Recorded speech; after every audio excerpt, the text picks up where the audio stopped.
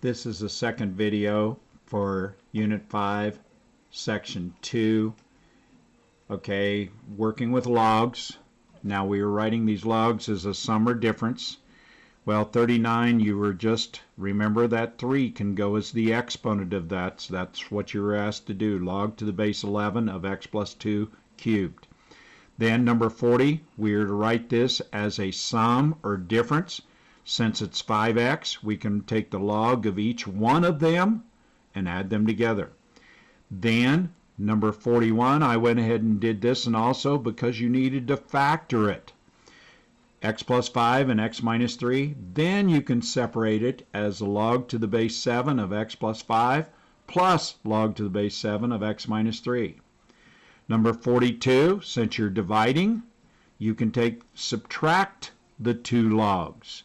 Remember, x plus 7 being more than one term has to be in parentheses. Number 43, do the same thing. Number 44, separating this and down as a log, we can take that 4 out in front as I've done there. 45, you do the same thing there. 46, we've got 3x cubed y that we're taking the log to the base 23 of. So log to the base 23 of 3 plus log to the base 23 of x cubed plus log to the base 23 of y, separating it out. One last thing we can do is we can move that 3 down in front. So log to the base 23 of 3 plus 3 log to base 23 of x plus log to the base 23 of y. 47, 48, the same on 48.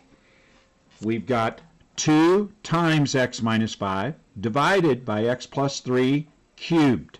So we can separate it out as natural log of 2 plus natural log of x minus 5, add in those two because they were multiplied, minus, because we're dividing, the natural log of x plus 3 cubed, and then that 3 on the cubed can go down in front as I've done there. Number 49, hint, you need to factor that numerator. And then you're going to have 3 different log statements. 2 of them added and the other one subtracted.